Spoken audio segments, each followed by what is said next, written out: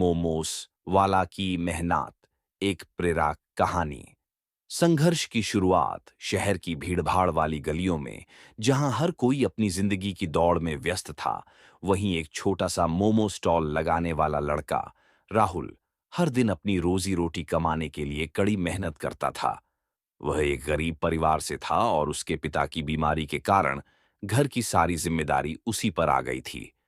राहुल के पिता पहले एक फैक्ट्री में काम करते थे, लेकिन एक दुर्घटना में घायल होने के बाद वे बिस्तर पर पड़ गए। घर में मां और एक छोटी बहन थी, जिनकी देखभाल राहुल को करनी पड़ती थी।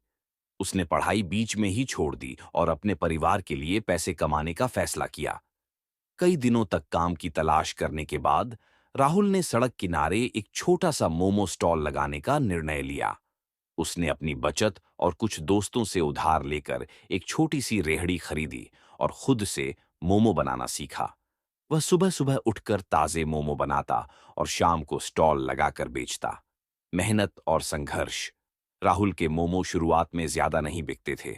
कई बार तो पूरा दिन गुजर जाता और वह सिर्फ कुछ ही मोमो बेच पाता। लेकिन उसने हार नहीं मानी।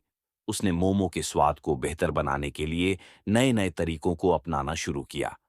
मां मसालों को अच्छे से तैयार करती और छोटी बहन मोमो के आटे को गूंथने में मदद करती।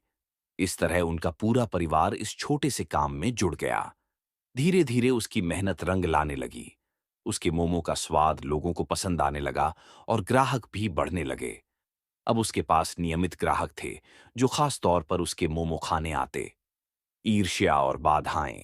राहुल का काम जैसे जैसे बढ़ता गया, कुछ अन्य स्टॉल वाले उससे जलने लगे।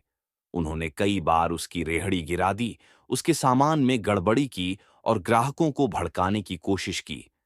एक दिन जब राहुल का धंधा अच्छा चल रहा था, तभी कुछ गुंडों ने उसकी रेहड़ी को तोड़ दिया और मोमो फेंक दिए। राहुल बहुत दुखी हुआ, लेकिन उसने हिम्मत नहीं हारी। वह पुलिस में शिकायत करने की सोच ही रहा था कि उसके ग्राहकों ने उसकी मदद के लिए हाथ बढ़ाया। कई ग्राहकों ने कहा, राहुल, तुम मेहनती लड़के हो, हम तुम्हारी मदद करेंगे। लोगों ने मिलकर उसकी टूटी हुई रेहड़ी को ठीक कराया और कुछ लोगों ने आर्थिक मदद भी दी, ताकि वह फिर से अपने मोमो स्टॉल को खड़ा कर सके। सफलता की ओर इस घटना के बाद राहुल ने और भी मेहनत करनी शुरू कर दी। उसने मोमो के साथ साथ चटनी के नए स्वाद जोड़े और सोशल मीडिया का सहारा लिया।